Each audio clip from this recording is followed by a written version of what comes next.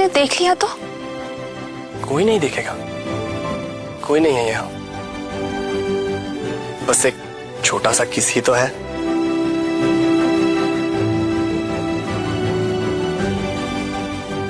महेंद्र,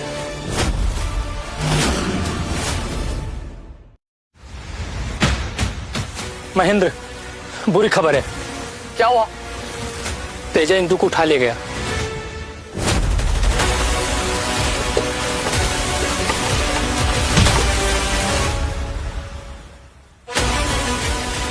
इतनी मछलियां कहाँ से लेकर आई हो? मेरे पति ने तालाब से पकड़ी है। वो पागल पढ़ाकू एक मछली नहीं पकड़ सकता, ये सारा गांव जानता है। इसका मतलब तुमने चोरी की है। नहीं, मैंने चोरी नहीं करी, सब गांव वाले जानते हैं, उनसे पूछ सकते हो तुम। बस, बहुत बकवास हो गई।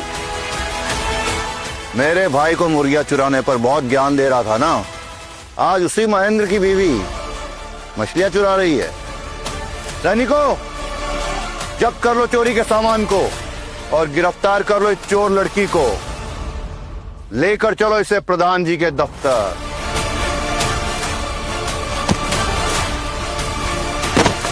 छोड़ो मुझे, छोड़ो। लेके चलो इसे। मीनू, तुमने तेजा को रोका क्यों नहीं?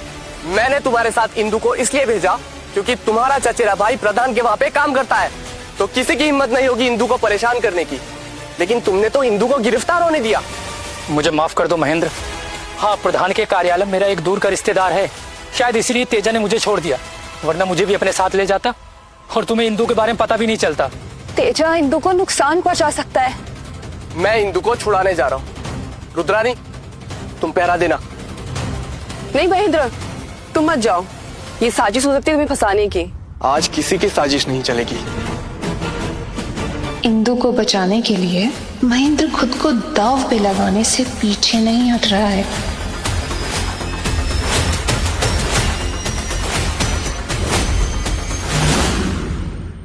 मैं साथ चलूंगी। नहीं नहीं नहीं, तुम दोनों मत जाओ। हम प्रधान के सामने बात रखेंगे। महेंद्र, प्रधान किसी से नहीं मिल रहा, उसकी पत्नी बीमार है, वो बेचारा इलाज ढूंढ रहा है, और जो उप प्रधान है वो तेजा से मिला हुआ है, वही सारे फैसले ले रहा है।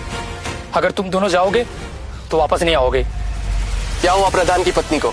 कोई गहरी चोट आई है और अब घाव सूज रहा है, कमजोरी और बुखार बढ़ते ही जा रहे हैं, हालत बहुत खराब हो रही है, और बड़े बड़े चिकित्सक उन्हें ठीक नहीं कर पा रहे हैं। ये तो साफ साफ इन्फेक्शन लगता है। इन्फेक्शन? ये क्या होता है? ये कौन सी बीमारी है? इन्फेक्शन यानी संक्रमण, और इसका इलाज है मेरे पास। प्रधान की पत्नी का इलाज मैं करूंगा। जल्दी से अपने रिश्तेदार से कहो कि मैं प्रधान से मिलना चाहता हूं, और उसको बता दो कि मेरे पास उसकी पत्नी का इलाज है। ठीक है महेंद्र, मैं भी जाता हूँ। मैं प्रधान की पत्नी को ठीक करूंगा और अपनी पत्नी को वापस लाऊंगा। ये पागल आदमी प्रधान जी की पत्नी का इलाज करेगा? ये आलसी विद्वान है, हमारे किसी काम का नहीं है। मैं जानता हूँ इस महेंद्र को, अगर ये इलाज कर सकता है तो रात में भी सूरज उग सकता है। चला है प्रधान जी से मिलने, चल निकले यहाँ से, वरना तेजा से गिरफ्तार करवा दूंगा तुझे। प्रधान जी, मेरी बात तो सुनिए। चुप। आपके मन में जो आ रहा है आप बोले जा रहे हैं। सूरज रात में उगेगा या नहीं ये पता नहीं, लेकिन आप ये कैसे कह सकते हैं कि मुझ में कोई कौशल नहीं? तुम मुझे भाषण दे रहा है, चल निकल यहाँ से। हम सब जानते हैं कि प्रधान जी की पत्नी कौशल्या जी की तबीयत बहुत खराब हुई है और उनके पास ज्यादा समय नहीं है, लेकिन मेरे पास एक प्रस्ताव है। तू धोखेबाज है, प्रधान जी की मजबूरी का फायदा उठाना चाहता है और धन कमाने आया है। लोभी है तू। अगर प्रधान जी की पत्नी ठीक नहीं हुई तो आप मेरा सर काट देना। अपना सर दांव पर लगा रहा है? हाँ, क्योंकि मुझे भरोसा है कि मैं उन्हें बचा पाऊंगा, और अगर आपने मुझे मौका नहीं दिया तो शायद प्रधान जी की पत्नी आपकी वजह से मर जाएगी। लोग कहते हैं ये आदमी निकम्मा है, लेकिन ऐसा लगता तो नहीं है। मैं फिर से कह रहा हूं, अगर प्रधान जी की पत्नी ठीक नहीं हुई तो आप मेरा सर काट देना। और मेरा भी सर, और मेरा भी। हाँ, मेरा भी सर काट दीजिएगा। ठीक है, लेकिन अगर कुछ गलत हुआ तो मेरा नाम नहीं आना चाहिए। आपका नाम नहीं आएगा। प्रधान जी, महेंद्र का प्रणाम स्वीकार कीजिए। ये आदमी आपके पत्नी का इलाज करने का दावा कर रहा है। तुमसे पहले भी कई चिकित्सक आए, लेकिन कौशल्या का इलाज नहीं कर पाए। तुम तो अभी बहुत जवान हो, तुमने रसायन शास्त्र कहाँ से सीखा? और तुम्हारा परिवार कौन है? मेरे परिवार को भूखमरी का सामना करना पड़ा, इसलिए मेरे बचपन में ही वो गुजर गए। मैंने जो भी सीखा है अपने दम पे सीखा है प्रधान जी। ये लड़का खुद भी मरेगा और मुझे भी मरवाएगा। मुझे तुम्हारी जवानी पर कोई संदेह नहीं है, तुम्हें अपने आप में भरोसा लग रहा है, लेकिन मेरी आशा टूट चुकी है।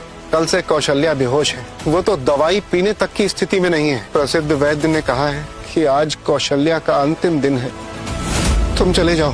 प्रधान जी मेरी बात तो चलो यहाँ से चलो। अच्छा है मेरी जान बच गई। प्रधान जी मुझे एक मौका दे दीजिए, मैं कोशिश करूंगा कि कम से कम आज का दिन आपकी पत्नी का आखिरी दिन ना हो। क्या तुम सच कह रहे हो? जी प्रधान जी 100%। अगर कुछ गलत हो गया तो? मेरा सर आपका। खाओ।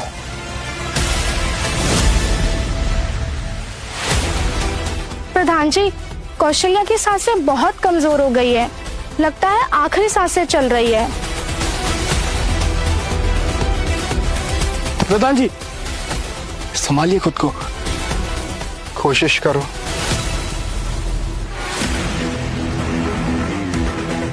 नब्ज कमजोर है और हाथ ठंडे।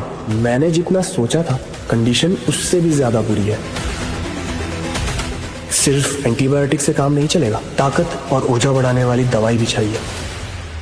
क्या कहते हो महेंद्र, कर पाओगे इलाज ना? अरे लेकिन तुमने अभी तो कहा था इलाज कर लोगे, इसीलिए मैंने तुम्हें अंदर आने की इजाजत दी। प्रधान ने इस पागल पे विश्वास ही क्यों किया? कहीं कहीं मेरी जान न चली जाए। मैं इलाज करूंगा, लेकिन कीमत बहुत ज्यादा है। बताओ क्या कीमत है? अगर तुमने मेरी पत्नी की जान बचा ली तो मेरी सारी धन दौलत तुम ले लेना। बात दौलत की नहीं है, इन्हें ठीक करने के लिए जो शक्ति मुझे लगानी होगी वो मेरी जिंदगी के 10, 20 या 30 साल भी ले सकती है। ये आदमी कितना झूठ बोलता है। एक चिकित्सक का धर्म होता है अपने मरीज की जान बचाना, और मैं इन्हें बचाने के लिए अपनी जान भी दांव पे लगा दूंगा। मुझे अपने बारे में नहीं, रोगी के बारे में सोचना है। तुम अपनी जान दांव पे लगा रहे हो? अगर किसी की सांसें बच जाए तो ये सौदा महंगा नहीं है, और आपकी पत्नी के लिए मैं कुछ भी करने के लिए तैयार। अगर मेरी पत्नी ठीक हो गई तो मैं तुम्हें जो मांगो वो दूंगा। चीनी वाला इंजेक्शन निकालता हूं। चीनी, तुरंत एनर्जी और एंटीबायोटिक इंजेक्शंस चाहिए।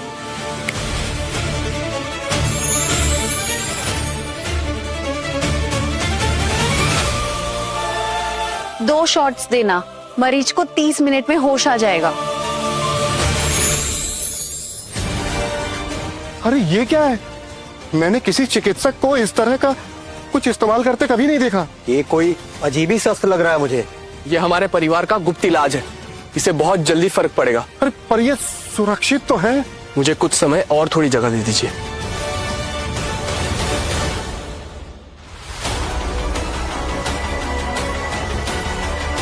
कहीं ये जवान लड़का खतरा ना बन जाए। शायद इसे रोक देना चाहिए। अगर ये आदमी ने गड़बड़ कर दी तो इसके साथ मेरी भी गर्दन जाएगी। अगर मेरी पत्नी को कुछ हो गया तो मैं इसे दोष नहीं दूंगा। इसने कम से कम कोशिश तो की। वैसे भी कौशल्या मरने ही तो वाली थी। हो गया इलाज। आगे की कहानी देखने के लिए कुकू टीवी डाउनलोड करो और आज ही अपना फ्री ट्रायल शुरू करो।